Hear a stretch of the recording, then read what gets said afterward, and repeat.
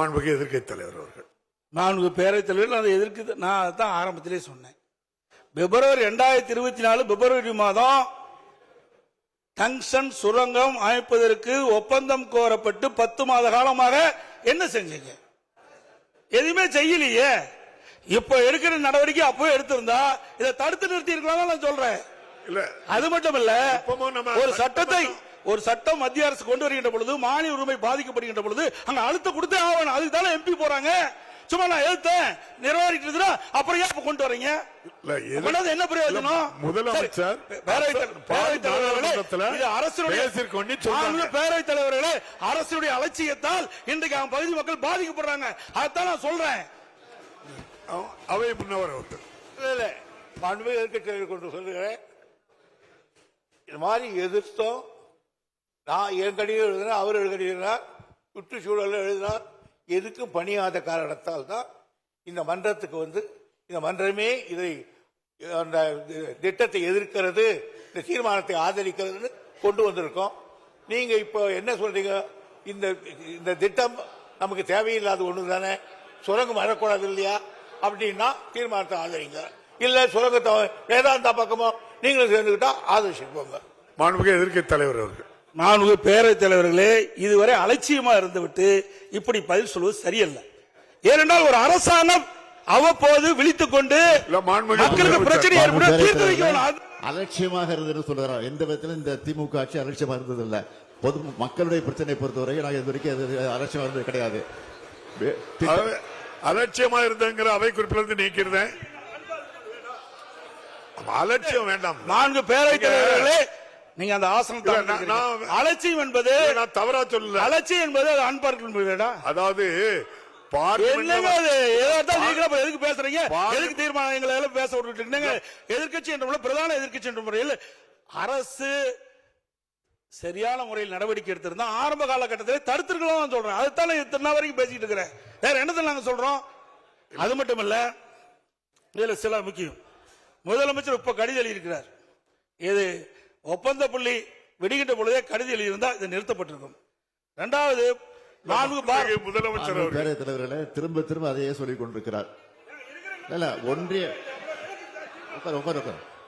ஒன்றிய அரசு இது விஷயத்துல ஏலம் விட்டு விட்டுவதாக சொல்லிக் கொண்டிருக்கிறார். இந்த அரசை பொறுத்தவரைகள் நிச்சயமாக சொல்கிறேன், ஏலம் விட்டாலும் சரி, நிச்சயமாக உறுதியாக இந்த அரசு அதற்குரிய அனுமதியை தருவதற்கான வாய்ப்பே கிடையாது. அதில் திட்டவட்டமாக இருக்கிறோம். இதுதான் முடிவு. மாண்புமிகு எதிர்க்கட்சி தலைவர் அவர்கள். என்னங்க அடுத்து பேசக்கூடாதா? பேசுங்க. நீங்க மக்களுடைய பிரச்சனைங்க சட்டமன்றத்தில் பேசி தயவுசெய்து அமைதியா இருங்க, உட்கார்ந்துட்டு பேசண்டா. நீங்க மாண்புமிகு பேரவைத் தலைவர்களே, நான் அவையுடைய கவனத்திற்கு கொண்டு வருவது, இதையெல்லாம் முன்கூட்டியே நடவடிக்கை மேற்கொண்டிருந்தால் இவ்வளவு பிரச்சனை வந்திருக்காது. மக்களும் போராடி இருக்க மாட்டாங்க. அதைத்தான் அரசுடைய கவனத்துக்கு கொண்டு வர்றாங்க. அது மட்டும் இல்ல, மாண்புமிகு அவை முன்னவர் மாண்புமிகு எதிர்க்கட்சி தலைவர்கள் உறக்கமா பேசுறாரு. நானும் பேசிடுவேன். ஏற்கனவே இந்த திட்டத்தை எல்லாம் நாங்கள் முயற்சி எடுத்து மத்திய சர்க்காருக்கு தெரிவித்து அவர்கள் ஆன காரணத்தால் தான் இந்த தீர்மானத்தை கொண்டு வந்திருக்கிறோம். ஒண்ணு ஜாதிக்கு படிலாம் இப்படிதான் பேசி ஆகணும். வேற எப்படி பேச முடியும்? என்ன பேச முடியும்? உங்களுக்கு சரக்கு இருந்தா பேச முடியும். முதலமைச்சர் ஒன்றுக்கும் வார்த்தையெல்லாம் பயன்படுத்தாண்டா. அது நீங்க இப்படி பேசுற என்ன அர்த்தம்? சரியான முறையில் என்ன சட்டமன்றம் தானே, ஒரு மூத்த உறுப்பினர் மற்றவருக்கு வழிகாட்டியா இருக்கணும். அதை விட்டுட்டு என்ன இதுக்கெல்லாம் பயப்பட மாட்டாங்க. மக்களுடைய பிரச்சனை உயிரை கொடுத்தாலும் காப்பாற்றுவாங்க. நீங்களும் அதே வார்த்தை எங்கிட்ட நடக்காது. நீங்க மாண்புமிகு அமைச்சர் மூர்த்தி அவர்கள். மாண்புமிகு பேரவைத் தலைவர் அவர்களே, இல்ல ஒண்ணுமே போகலைன்னா கிராம சபை கூட்டம் அமைச்சர் அதுல போராட்டத்தில் கலந்துகிட்டு ஒரு கருத்து சொல்றாரு. மாண்புமிகு பேரவைத் தலைவர் அவர்களே, நிதானமா கருத்தை சொல்லுங்க. அரட்டாப்பட்டியில கிராம சபை கூட்டம் கூட்டும் போது நேரடியாக நானே சென்று இந்த ஒன்றிய அரசு ஏலம் விடுவதாக இருந்தாலும் ஒருபோதும் தமிழக அரசு அனுமதிக்காது. இதை ஒருபோது ஆரம்பிக்காதுன்னா அந்த சட்டமன்ற உறுப்பினர் என் கூட வந்திருந்தாரு, 2 ஒன்றிய சேர்மன் வந்திருந்தாரு.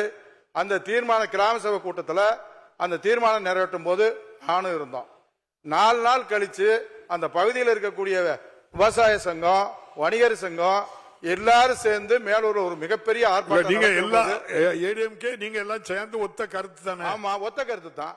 இல்ல அப்போது வரும்போது மேலூர்ல ஒரு 5000-6000 பேர் ஆர்ப்பாட்டம் நடக்கிற போது, பல கிராமங்கள் இருக்கும்போது அந்த ஆர்ப்பாட்டத்துல நான் கலந்துகிட்டேன். அவர் சட்டமன்ற உறுப்பினரும் கலந்துகிட்டாரு. எல்லாரும் கலந்துகிட்ட போது மாண்புமிகு முதலமைச்சர் அவர்கள் பிரதமருக்கு கடிதம் எழுதியிருக்கிறார், நிச்சயமாக இது வராது அப்படின்னு. வராதுகின்ற போது அந்த ஒட்டுமொத்த மக்களும் நீங்கள் அப்போது சட்டமன்ற உறுப்பினர் நீங்க சட்டமன்றத்தில் நம்ம பெரிய பிள்ளை அவர்கள் எங்களுடைய எதிர்க்கட்சி தலைவர் சட்டமன்றத்திலே தீர்மானம் கொண்டு வருவார்னு சொன்னார்.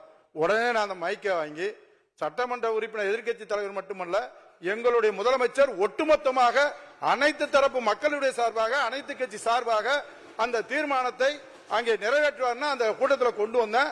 அதைத்தான் அந்த மக்கள் பூரா நீங்க சட்டமன்றத்தில் தீர்மானம் கொண்டு வரோம்னாங்க. அப்படி தீர்மானம் கொண்டு வருவோம்னா எங்க முதலமைச்சர்கிட்ட சொல்லுவேன்னு சொன்னேன். உடனே கொண்டு வந்தாங்க. மக்கள் அதைத்தான் விரும்பினாங்க. மக்கள் ஒருபோதும் அங்க நாங்க ஒருபடி மண்ணை கூட அள்ள மாட்டோம்னு சொல்லி அங்க சொல்லிட்டு வந்தோம். அதே இதைத்தான் நாடாளுமன்றத்தில் மதுரையினுடைய நாடாளுமன்ற உறுப்பினர் தனி தீர்மானம் கொண்டு வந்து அங்க தனியா ஒரு கோரிக்கை கொண்டு வந்து அதையும் நாடாளுமன்றத்தில் பேசியிருக்காருன்றது வந்திருக்கு. எனவே அங்க மக்கள் எந்த பிரச்சனையும் இல்லைங்க, முதல்ல இருந்துச்சு. நாங்க தமிழ்நாடு சர்க்கார் உங்களுக்கு பாதுகாப்பா இருப்போம் உத்தரவாதத்தை தந்ததற்கு பின்னால் எங்கேயும் போராட்டம் இல்ல. அதை காப்பாற்றக்கூடிய அரசாக நம்முடைய முதலமைச்சர் இருக்கிறார். உங்களுக்கு என்றைக்கும் பாதுகாப்பு, கோயில்களையும் சரி விவசாயிகளையும் சரி அங்க இருக்கக்கூடிய மக்களையும் பாதுகாக்கக்கூடிய முதலமைச்சர் இருக்கிறார் என்ற உத்தரவாதத்தை தந்து வந்திருக்கிறோம். மாண்புமிகு எதிர்க்கட்சி கருத்து நிறுத்திருக்கிறோம். எல்லாமே இப்ப நீங்க சொல்ல வேண்டிய கருத்துக்கள் எல்லாம் பதிவு பண்ணிட்டீங்க. மாண்பு பேரவைத் தலைவர்களை இது ஆரம்ப காலகட்டத்திலேயே நடவடிக்கை எடுத்தலாம், தடுத்து நிறுத்திருக்கிறதா தான் சொல்றேன். என்ன கத்துறீங்க? பேரவைத் தலைவர்களே, மறுபடியும் எதிர்க்கட்சி ஆரம்ப காலகட்டத்திலிருந்து ஆரம்பத்துக்கு போயிட்டார். இப்போ நான் திரும்ப ஒரு ஒன்றை தெளிவாக சொல்கிறேன். நான் முதலமைச்சராக இருக்கிற வரையில் நிச்சயமாக ஒன்றிய அரசு இந்த திட்டத்தை கொண்டு வர முடியாது. அது வந்தால் அதை தடுத்தே தீர்வோம். அதான் திரும்ப சொல்றேன். நான் தமிழ்நாட்டினுடைய முதலமைச்சராக இருக்கிற வரையிலே இது நிச்சயமாக நாங்கள் அனுமதிக்க மாட்டோம். நன்றி. மாண்புமிகு எதிர்க்கட்சி தலைவர். மாண்பு பேரவைத் தலைவரை எதிர்க்கட்சி என்ற முறையில் எங்களுடைய மக்களுடைய பிரச்சனையை அரசுடைய கவனத்திற்கு கொண்டு வருவது எங்களுடைய கடமை. அந்த அடிப்படை தான் சொல்றேன். நீங்க அலட்சியமா இருந்த காரணத்தினால்தான் இவ்வளவு பிரச்சனை ஏற்பட்டிருக்குது. நீங்க முன்கூட்டியே சரியான முறையில் நடவடிக்கை எடுக்கப்பட்டிருந்தா அப்பொழுது இவ்வளவு பிரச்சனை வந்திருக்காதுதான் சொல்றேன். ஒண்ணு என்ன, எந்த இடத்துல கூட ஆளுங்கட்சி அதுக்கு சாதகமான ஒரு வார்த்தையை எழுதல, பேசல, அலட்சியமும் இல்ல. பார்லிமெண்ட்லயும் பேசிருக்காங்க. நீங்க என்ன நிறைவா சொல்லுங்க. பேரவைத் தலைவரை நீங்க பதில் சொல்லிட்டீங்க. எல்லாம் மந்திரி சொல்ற பதில் நீங்களே சொல்லிட்டீங்க. பேசுறதையும் நான் சொல்லியிருக்கேன். அப்புறம் பிப்ரவரியிலும் தெளிவா பதிவு பண்ணிருக்கீங்க.